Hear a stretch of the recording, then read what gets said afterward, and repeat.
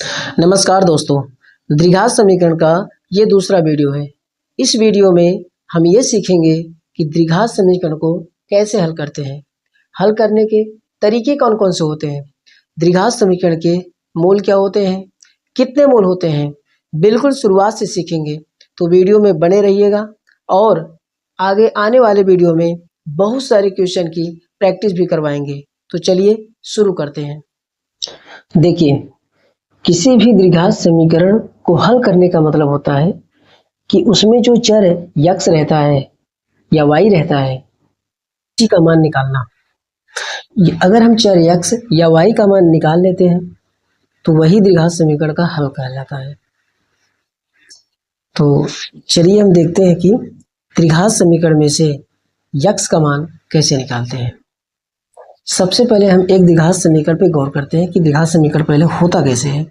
देखिए, a x square plus b x plus c बराबर 0।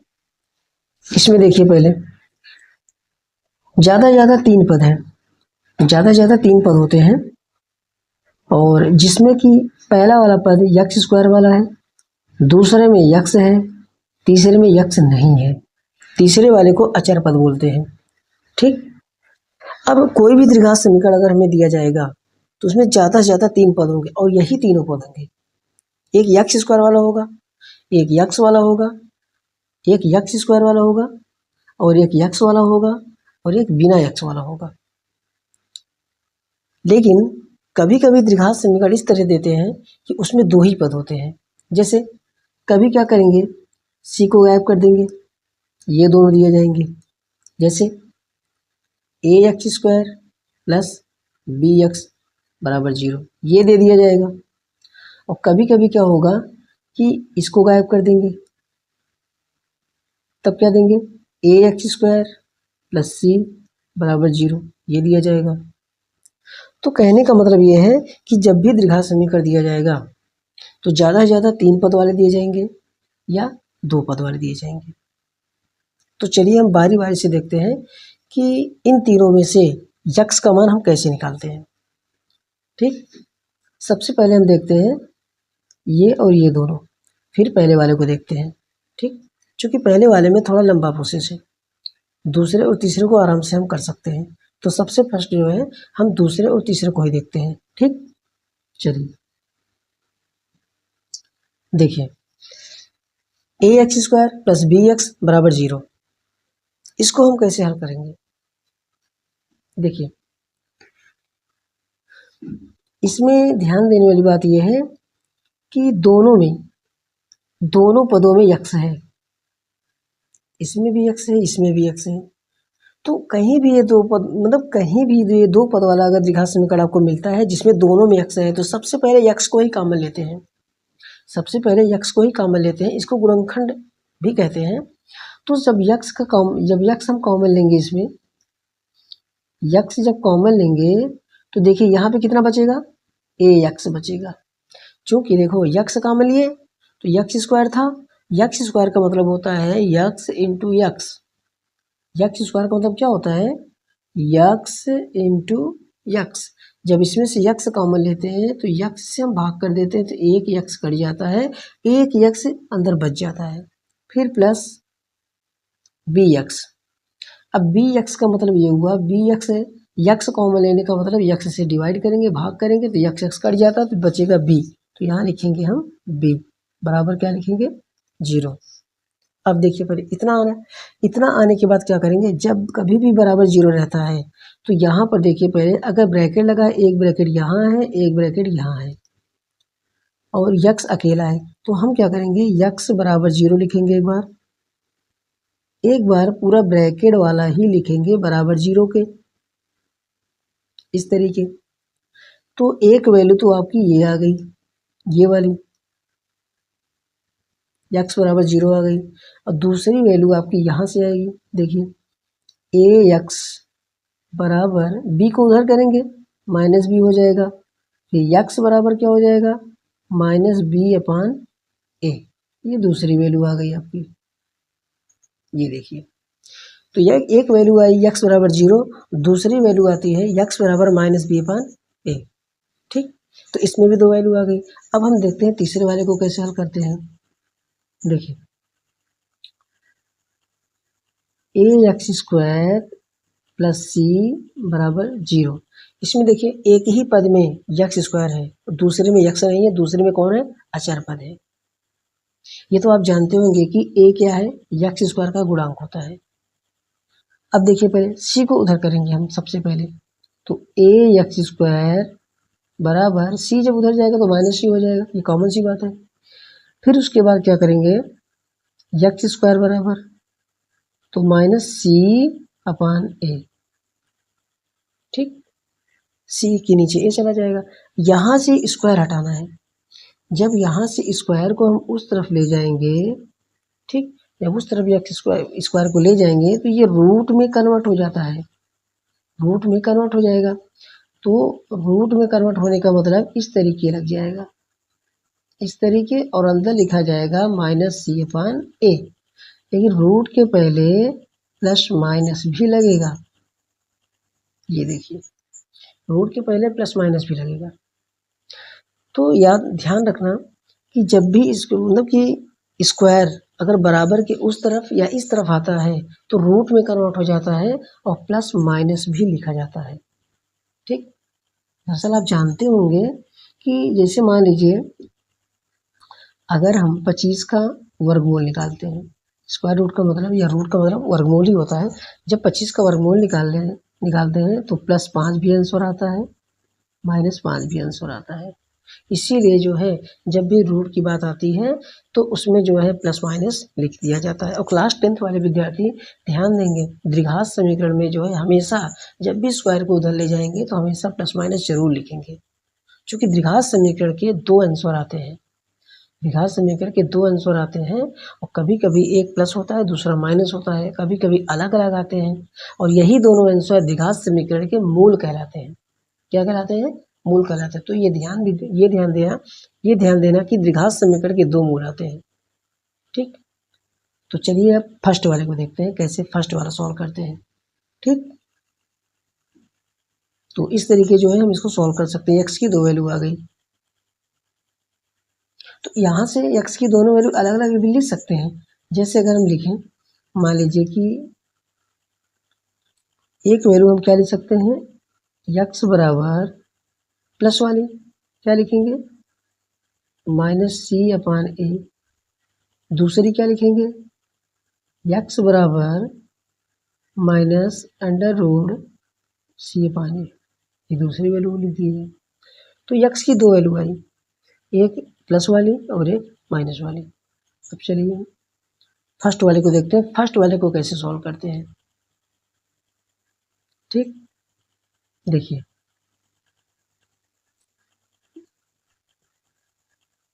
ए x square plus b x plus c बराबर 0। देखिए इसमें ज़्यादा से ज़्यादा 3 पद हैं, और ज़्यादा से ज़्यादा 3 पद होते ही हैं, उससे ज़्यादा पद नहीं होते हैं। तो इसको हम कैसे सॉल्व करेंगे, देखिए इसको सॉल्व करने के लिए इसमें 3 पद हैं, जो बीच वाला पद है, जो बीच वाला पद है उसको हम बोलते हैं मध्य पद। तो एक नियम है कि मध्य पद को दो भागों में बांट दो, मध्य पद को दो भागों में बांट दो। जब मध्य पद को दो भागों में हम बांट देंगे ना, कुल टोटल 4 पद हो जाएंगे। कितने पद हो जाएंगे, 4 पद हो जाएंगे। जब टोटल 4 पद हो जाएंगे, ठीक, जैसे इस तरीके मान लीजिए कि एक पद आपका ए एक्स स्क्वायर रहेगा, दूसरा आपका ये रहेगा, तीसरा आपका ये रहेगा, चौथा आपका सी रहेगा। 4 पद हो गए। जब इसको हम तोड़ेंगे, दो भागों में बांटेंगे, ये 2 पद यहाँ लिखे जाएंगे। अभी बताएंगे हम कैसे 2 भाग होंगे उसके। तो ये 4 पद हो जाएंगे। जब 4 पद हो जाएंगे ना, तो हम क्या करेंगे, ये 2 पद जो है एक साथ लेंगे और ये 2 पद जो है एक साथ लेंगे। ठीक, इन दोनों में हम कॉमन लेंगे, कॉमन लेंगे, फिर उसके बाद जो है एक ब्रैकेट लगाएंगे, फिर उसके बाद प्लस करके, फिर उसके बाद यहाँ भी कॉमन लेंगे, फिर एक ब्रैकेट लगाएंगे। खास बात ये ध्यान देने वाली है कि दोनों ब्रैकेट में सेम सेम रहना चाहिए। जो फैक्टर होगा, जो गुणनखंड होगा, दोनों ब्रैकेट में सेम सेम रहना चाहिए। ठीक, चलिए हम कोई एग्जांपल लेकर ये देखते हैं कि इसको हम कैसे सॉल्व कर सकते हैं अच्छे से। देखिए, मान लीजिए कोई एग्जांपल लेते हैं, 6x² minus x minus 2 equal 0। ठीक है, चलिए इसको सॉल्व करते हैं। देखिए, इसमें 3 पद है। सबसे पहले इसमें क्या करेंगे हम, देखिए जो x² का गुणांक है, यानी कि x² के बगल कितना है 6, x² बगल कितना है ये 6, तो इस 6 को इंटू, और अचर पद कितना है -2, इन दोनों का करेंगे मल्टीप्लाई। देखिए बात ये है कि अभी हम बताए थे कि मध्य पद को 2 भागों में बांटना है, तो मध्य पद को 2 भागों में बांटने की तैयारी ही चल रही है। देखिए कैसे, हम पहले मध्य पद को 2 भागों में बांटने का मतलब ये है कि 2 संख्या ढूंढेंगे ना, तो 2 संख्या ढूंढने का प्रोसेस है एक, तो वही 2 संख्या हम आपको बता रहे हैं कि कैसे आप ढूंढेंगे। सबसे पहले क्या करेंगे कि x² के गुणांक 6 को और अचर पद -2 का गुणा करते हैं। जब गुणा करते हैं तो गुणा कितना आता है इसका, आएगा -12। कितना आएगा -12। फिर उसके बाद जो है यक्स का गुणांक कितना है, यक्स यानी ये यक्स का गुणांक कितना है, यहाँ पे कुछ लिखा नहीं तो 1 माना जाएगा, तो यक्स का गुणांक कितना है -1।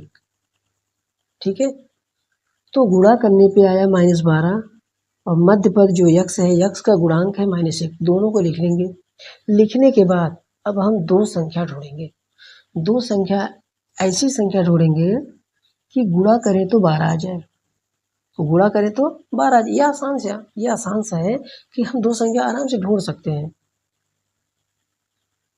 देखिए गुणा करने पे 12 आने के लिए कौन सी संख्या ले सकते हैं, 4 और 3 ले सकते हैं। 4 3 12 होता है।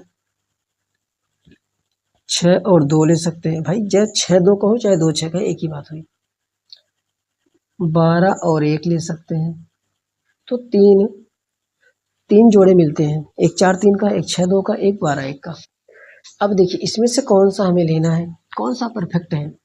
देखिए तीनों ग्रुपों में जो है अगर गुणा करें तो 12 ही आएगा। अब देखिए थोड़ा सा हम जो है चिन्ह की बात करते हैं। यहाँ देखिए पहले गुणा करने पे कितना आ रहा है, -12 आ रहा है। तो अगर गुणा करने पे माइनस आता है तो गुणा में से कोई भी एक माइनस होगा, कोई भी एक माइनस होगा। तो ध्यान दीजिए, पहले हम 4 में माइनस लगाए चाहे 3 में माइनस लगाए, चाहे 4 में माइनस लगाए चाहे 3 में माइनस लगाए, लेकिन किस में माइनस लगाना है इसको थोड़ा देखिए। ये वाला देखिए थोड़ा, ये भी -1 है। दरअसल क्या है ना कि जो 2 संख्या हम ढूंढे हैं, 4 3 या 6 2 या 12 1, गुणा करने पर 12 आए, और उन दोनों संख्याओं को अगर जोड़ दें तो -1 आना चाहिए। उन दोनों संख्याओं को अगर जोड़ दें तो -1 आना चाहिए। जैसे मान लीजिए कि 4 और 3 है, तो हम माइनस लगा दिए 3 में। चलिए हम माइनस कहाँ लगा दिए, 3 में, तो ये गुणा अगर करेंगे तो -12 आ जाएगा। ठीक है, अब हम क्या करेंगे, 4 और -3 को जोड़ें एक बार, तो 4 लिखेंगे, फिर -3 लिखेंगे, बराबर आएगा 1, जबकि आ रहा है -1। तो हम माइनस को 3 के पास न लगा के 4 के पास लगाएंगे, तब ये क्या हो जाएगा, -4 + 3। जब इसको घटाएंगे तो कितना आ जाएगा, -1। तो हमें 2 संख्या मिल गई, एक -4 और दूसरी -3 तो +3। कौन कौन सी मिली? -4 और +3। कौन कौन सी मिली यहाँ लिख दे रहे हैं, -4 और 3। अब देखिए, अब जो बीच वाला है, जो मध्य पद है यक्ष, उसी की जगह पे इसको लिखना है -4 3 को। देखिए कैसे, सबसे पहले हम 6x² नोट कर लेंगे, फिर उसके बाद जो है, अब इसको नहीं लिखना है, इसको नहीं लिखना है। -4 आप ढूंढे हैं, -4 लिखिए। देखिए, तो जो -x है उसको हमें नहीं लिखना है।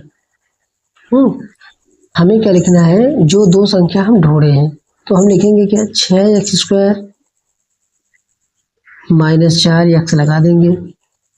फिर उसके बाद क्या लिखेंगे, +3x। भैया 3 में प्लस नहीं लगा, लेकिन माना जाता है। -2 = 0।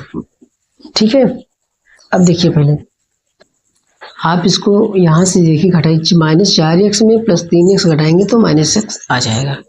इसीलिए हम बोले थे कि मध्य पद को 2 भागों में बांटकर, 2 भाग इसके बढ़ गए भैया, ये देखो,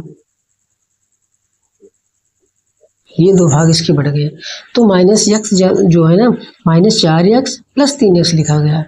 लेकिन ये ऐसे नहीं लिखने देना। अब कुछ बच्चे कहेंगे भैया कि -5x + 4x लिख देंगे, तब भी तो 1 आ जाएगा। -3x + 2x लिख देंगे, तब भी आ जाएगा। लेकिन ऐसा नहीं करना है, ये प्रोसेस आपको करना ही पड़ेगा। मतलब ऐसी संख्या ढूंढेंगे ना कि गुणा करने पे ये जो 6 और 2 का 12 वो भी आना चाहिए। ऐसे नहीं कि बीच वाले को जो है घटा दो, उतना आ जाए बस काम। ये प्रतिबंध है भैया कि 6 और 2 का गुणा करो पहले, और जो तो 2 संख्या जो आप ढूंढेंगे उसी के हिसाब से, उसी के बेसिस पे ढूंढनी है। ठीक, ध्यान दीजिए। अब देखिए हम क्या करेंगे, अब 4 पद हो गए। जब 4 पद हो गए तो हम क्या करेंगे, इन दोनों पदों में कॉमन लेंगे। तो 6x² -4x, इसमें कितना कॉमन है, 6 और 4 किससे कटेगा, 2 से कटेगा, 2 कॉमन लेंगे। x² यहाँ है, वहाँ x दोनों में है, तो x कॉमन लेंगे। बचेगा क्या, 2 से 6 में भाग करिए, 2 दिया 6, 3 लिखिए। x² में से एक x निकलेगा, x लिखिए। -2 दूनी 4, 2 लिखिए। x चला गया, ब्रैकेट बंद करिए, प्लस। अब इसमें देखिए 3 और 2 किसी से नहीं कटेंगे, नहीं कॉमन लेना है। x भी दोनों में नहीं है, नहीं लेना है। अगर कुछ भी न मिले तो 1 कॉमन लेना है। जब 1 कॉमन लेंगे तो सेम वही लिखा जाएगा, 3x - 2 बराबर 0। ठीक है, देखिए दोनों ब्रैकेट में सेम है, दोनों ब्रैकेट में सेम बचा है भैया, इक्वल। अब क्या करेंगे हम, 2x + 1 एक ब्रैकेट में, मतलब ये जो ब्रैकेट में है उसको फिर कॉमन ले लेंगे। लेकिन कॉमन यहाँ कहना जो है ना, बच्चे थोड़ा हार्ड समझते हैं, इसलिए ये हो जाता है कि भैया 3x - 2 एक तरफ लिख लो, 2x + 1 एक तरफ लिख लो। बाकी नियम तो यही है कि ब्रैकेट वाला जो दोनों में मिल रहा है उसको कॉमन ले लो, जो बचे उसको फिर लिख दो। तो 2x + 1 एक तरफ हो जाएगा और 3x - 2 एक तरफ हो जाएगा, बराबर 0। अब देखिए पहले बराबर 0 भी लगा है, इधर 2 ब्रैकेट भी बन गए, मतलब इसका फैक्टर हो गया, इतने का फैक्टर हो गया, इतने का फैक्टर ये हुआ है 2x + 1 और 3x - 2। अब हम क्या करेंगे, इसको अलग अलग 0 के बराबर लिखेंगे। कैसे लिखेंगे, देखिए यहाँ लिखेंगे हम 2x + 1 बराबर 0, फिर लिखेंगे 3x - 2 बराबर 0। ठीक, फिर उसके बाद देखिए कितना था, 2x + 1 बराबर 0, 3x - 2 बराबर 0। 2x + 1 देखिए, 2x + 1 बराबर 0, तो इसमें से वन उधर जाएगा तो ये हो जाएगा -1। यक्स बराबर क्या हो जाएगा, -1/2। ये यक्स की वैल्यू आ गई। दूसरा क्या था, दूसरा था 3x - 2 बराबर 0। 3x - 2 बराबर 0। तो 3x बराबर 2 उधर ले जाएंगे, प्लस हो जाएगा। यक्स बराबर हो जाएगा 2/3। तो यहाँ से भी एक वैल्यू आ गई। तो इस तरीके जो है यक्स बराबर -1/2 और यक्स बराबर 2/3, इसकी दो वैल्यू आ गई। ठीक है, तो इस विधि को अभी जो क्वेश्चन सॉल्व हुआ है, इस विधि को जो है गुणनखंड विधि कहते हैं। कौन सी विधि कहते हैं, गुणनखंड विधि। क्लास 10th वाले गुणनखंड विधि दरअसल एग्जाम में सीधा वो कभी कभी कहता है कि द्विघात समीकरण को गुणनखंड विधि से हल कीजिए। गुणनखंड विधि से हल कीजिए, कभी कभी तो कहेगा सूत्र द्वारा हल कीजिए, कभी कभी कहेगा पूर्ण वर्ग बनाकर हल कीजिए। तो नेक्स्ट वीडियो में हम पूर्ण वर्ग विधि और सूत्र द्वारा हल करना सीखेंगे। ठीक,